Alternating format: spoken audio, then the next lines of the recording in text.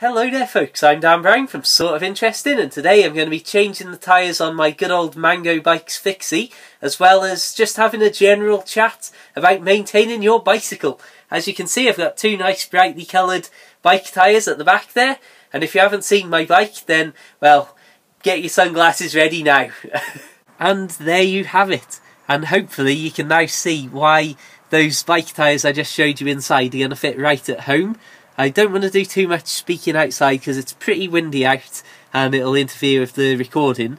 You'll also notice that it's pretty muddy around the frame and the pedals and just all over, I suppose. So I'm going to whip the wheels off, give it a nice wash down with some lovely canal water. That's not something I recommend. And then I will change the tyres, and the front inner tube I think has got a small puncture in, so I think I'll just stick a new inner tube on that as well while we're busy doing work on the bike.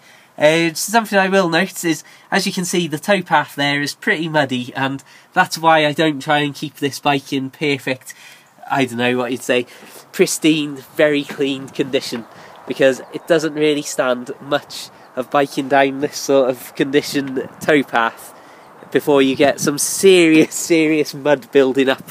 So to remove the front wheel, it's a simple case of unscrewing these bolts on either side, and then there's just a little lock washer that you have to pop out of place there, and that basically is just a standard washer with the hook there that locks into place, as you can see.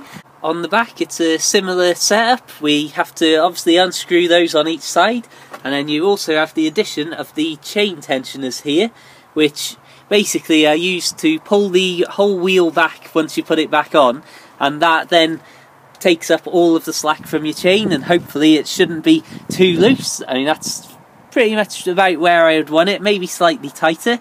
And yeah, it's a simple case. So I'm going to whip these wheels off, give it a wash down, and we'll see how it looks. So here we go. It's a pretty straightforward thing to do, as you've just seen, just a case of unscrewing and loosening things up until hopefully sooner or later the wheels fall off. Not while you're riding, of course.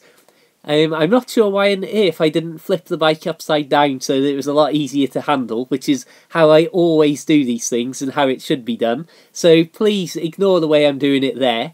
Also, when I put the wheels back on later, I do the same thing of making it incredibly awkward for myself by not just flipping the bike onto its seat and handlebars, but oh well. The back on a Fixie is always going to be the more difficult, tricky part. Not necessarily taking off the wheel, as it is just a case of unscrewing everything and loosening it up until you can get enough slack on the chain to pop that from around the cog and the axle. As I'm going about me business here, I thought I'd just take these as opportunities to have a general chinwag with you about good old cycling, and in particular Fixies. I've been riding a Fixie now for about 10 months, maybe slightly longer, and I don't know if I would ever choose to go back to a normal geared bike, as I found personally for me, riding a bike thousands of miles in a year, as you can see here while I'm cleaning off in the canal. Once again, I don't recommend this as a way to clean your bike, but having the experience now of riding a Fixie for so far and for so long, it's got to be said I am very happy with going down to a single speed bike, and ultimately, no matter how difficult I thought it was going to be, it just hasn't proven to be that hard.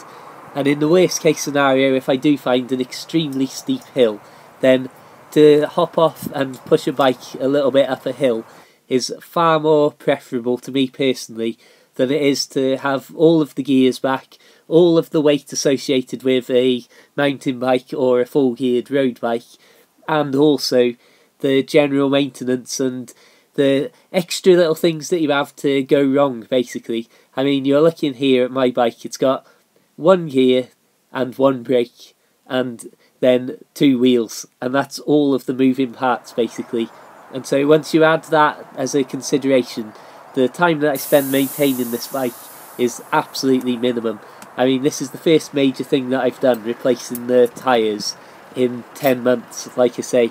So I'm more than pleased with it, and for me personally, losing the gears but gaining the simplicity and the fact that everything normally runs perfectly smoothly. I mean, this, when I'm riding and everything's all oiled up, is the most silent bike I could ever imagine riding. Absolutely fantastic. So here, going back to what we're actually looking at in the video, I am taking the tyres off, as you can see. So obviously first you need to let the air out of the inner tube, and then depending on how tight the tyre is, you could well need to get the old spoons or some sort of proper plastic tyre levers to help you edge the tyre off, as you don't personally, or I don't personally recommend using spoons really, because they can scratch your wheel rims. So if you find yourself some nice plastic ones, you can get some very solid ones that won't damage your tyre. What you may find is that some tyres will be extremely difficult and very tight to the wheel rim, and so will take an awful lot of elbow grease to get off. But then you might also similarly find that the next time you come to change a tyre, it'll be a far easier thing and will take hardly any time at all. But that's just the luck of the draw, and it comes to the same thing when you're putting the tyres back onto a wheel rim. Some of them go on perfectly and take very little effort, others will take a lifetime, it will seem. When it comes to putting the tyres back onto the wheels, I always inflate the inner tube just very slightly to help hold it in place, so it doesn't get pinched between the tyre and the wheel rim. And here we go again. What you may find with trying to put road bike tyres or 700C tyres onto a wheel rim is that it's very difficult for the tyre to stay in place at first, and you'll find that it keeps popping off and slipping over the edges of the wheel rim because there's very little room to manoeuvre and very little room for error really. So what I tend to do, as you can see there, is try and pinch them really tightly so that both the sides of the tyre get well in between the space in the wheel rim. And then once again, as you can see here, I've got the spoons on the go again, and it is basically a case of getting these nice and tight on. Once they're on completely, they should really tightly hold themselves to the wheel rim, which is something that makes them very difficult to get on in the first place. And then as you can see, it's just a case of pumping up. Road bike tyres tend to go to an extremely high pressure.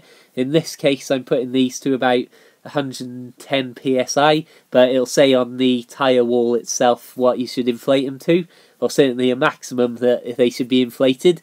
And finally, just as you would expect, the last job to do is put the wheels back on. Something I'll just note here is, as you may have seen before, I've got those lock washers on the front forks, and that's not something that you're going to see on every bike. In fact, this is the only bike that I've ever had that has got such a thing as that on it. But obviously, as I just knocked the back mudguard off there, and I'm about to give the camera a little look, yep, and like I say, the difference from bike to bike is probably going to be small, but something like the lock washers, it wouldn't surprise me if you don't come across that often. The back wheel is going to be a very similar setup, as most fixed gear bikes will have to have the simple setup of the chain tensioners. But obviously, before you do any work like this on your bike, just give it a once over, see what it looks like, maybe have a look at the manual or any instructions if you've got any with your bike. And obviously, I dare say that there's a few other people who've got millions and millions of videos like this posted to YouTube. The back wheel here, like I say, first of all I get the chain going around the cog or sprocket on the actual wheel rim itself. Then I pop it over the pedals so that even though it's obviously far too slack at the moment because the wheel isn't lined up or in place properly, it's just getting the chain out of the way and stopping it falling and scratching your paintwork. Then it's a simple case. I tighten up the various bolts by hand for a start, and then just spend a little time with the spanner lining everything up properly. And well, you can see in another video I've posted exactly how the chain tensioners work, but you basically just want to keep tightening them up until there's not too much give in the chain, but obviously not that it's so tight that it's hard to turn the pedals. And obviously you want the rear wheel to actually be lined up.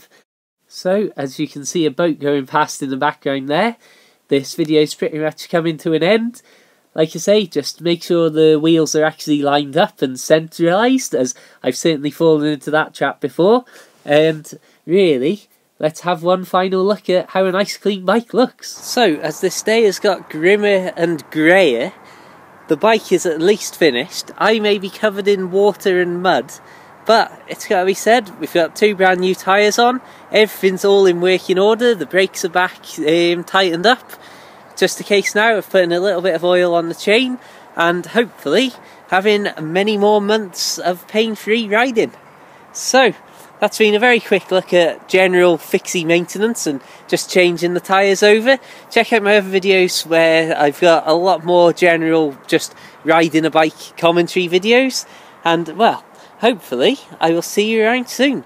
Thank you very much for watching. Make sure you subscribe, check out the Facebook page, and feel free to add me on Facebook personally as well. And really, have a fantastic day, and check out my book on Amazon called The Narrowboat Lad. Farewell.